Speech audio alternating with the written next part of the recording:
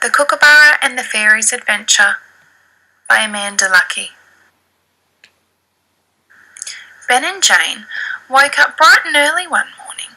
The sun was beaming through their windows and they just couldn't sleep any longer. While the children were eating breakfast, they were talking.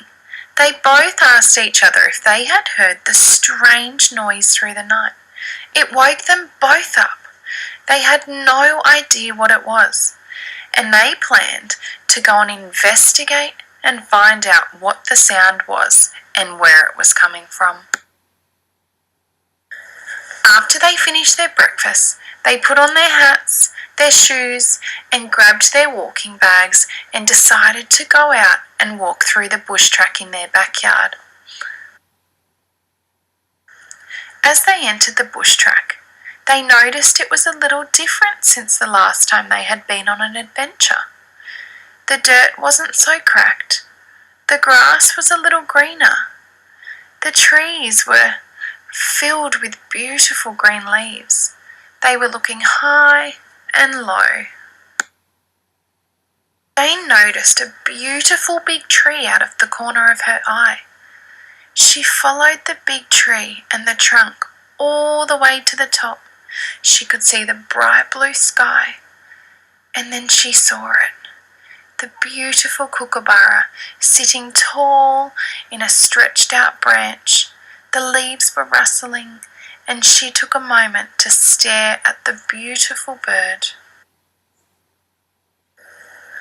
Jane told Ben to look over, and he saw the beautiful kookaburra too. They decided to keep on going through the bush track. As the children walked further, the kookaburra laughed. The kookaburra's laugh echoed through the bush. The children didn't know why the kookaburra was laughing and decided to keep going. The children looked everywhere.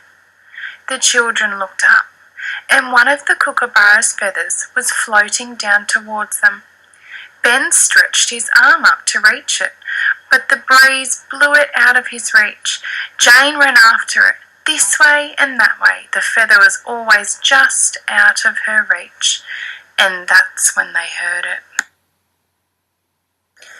It was the vibration noise.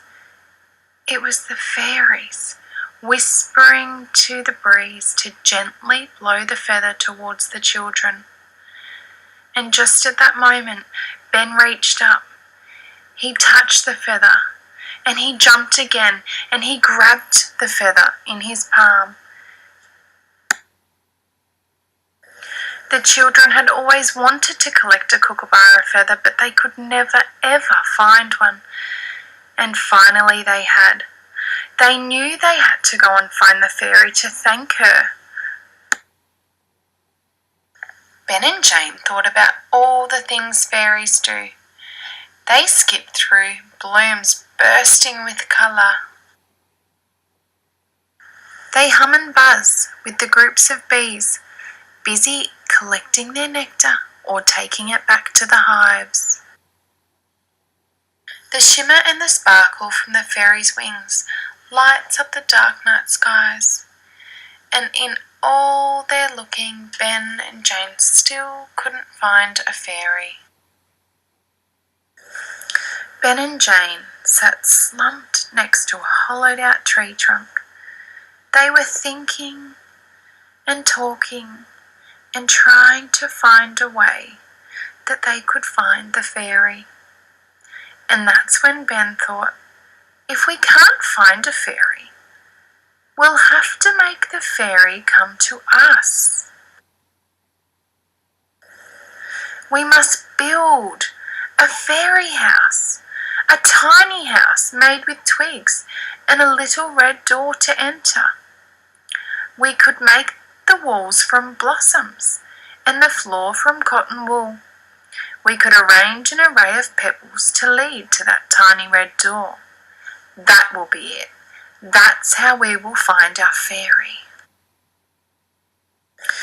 The children set off to create their fairy house. It took days.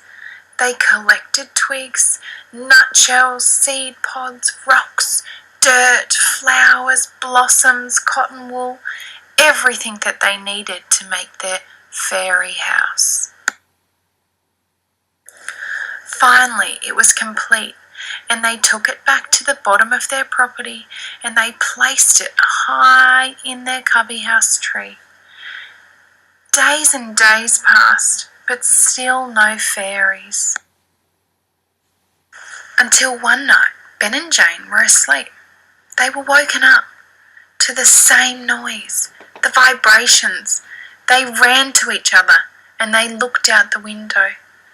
That's when they saw all the magical creatures and all the fairies playing within the fairy house, flying around and having so much fun. They knew they had done enough to thank the fairy for their kookaburra feather, and they thought, let's go back to sleep so we can plan another adventure tomorrow.